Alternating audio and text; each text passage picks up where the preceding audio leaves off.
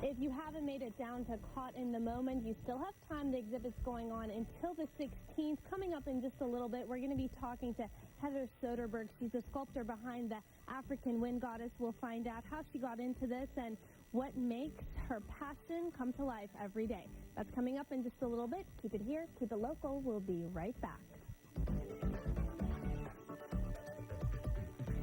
Welcome back to Keep It Local. Local and national artists are displaying their latest creations right now at a show called Caught in the Moment. It showcases figurative, realist art from all around the country. And we want to check in again with Roxy Carpadian live in North Portland. So, Rox, what do you got for us this time?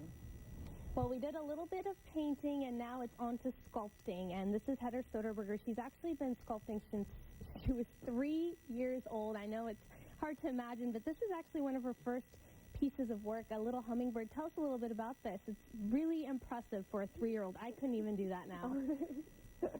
Well, I just love sculpting nature, and like I said, you said I started sculpting at a very young age.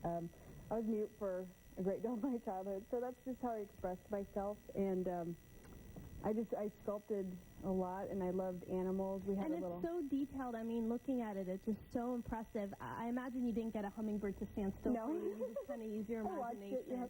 And most of your work, you were saying, you use your imagination. This is a mythological figure, which is kind of your focus. Yes, I love mythology, world mythology. I love just the history, and our country's so young, so I love this. How long has it taken you to do this? Because, again, this to me looked like a finished product. You were like, no, it's far from being done. How much more work do you have on this? Another couple months. Another couple months. Yes. And 2 months already to get this? Okay. Now, you're full of surprises. She keeps impressing me. First of all, she wanted to get her, or you have a degree in criminal science. Criminal science, yes. But you went with your passion, obviously. You were 3 when you discovered it. You also make your own clay. Tell us a little bit about that. I like to use recycled material, so I used mineral oils, powdered potter's clay, and wax. Melt it all together, and And this clay I've actually had for years. It lasts. It's oil based, and I can keep recycling it. Stuff. Okay, what caught my attention when she said she makes her own clay, guys, is that her nails are stunning. How do you do this? Did you just do this for us, or no?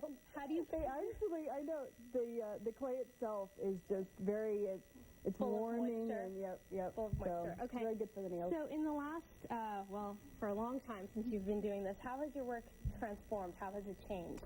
I think I've loosened up a bit. I've gotten I'll do the space first. It's very detailed, but then I like to kind of do contemporary feel.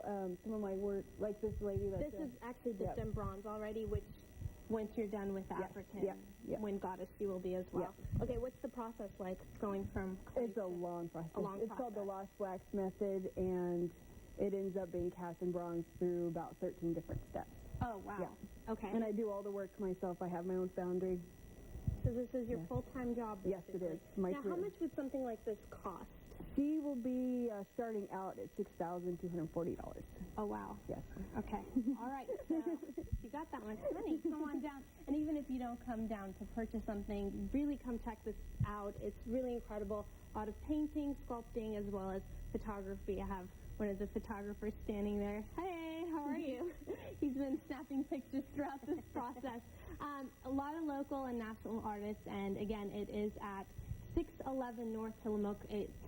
The building has no name. It actually used to be an old building that MGM Studios built to do screenings back in the 20s, so the building itself has so much history.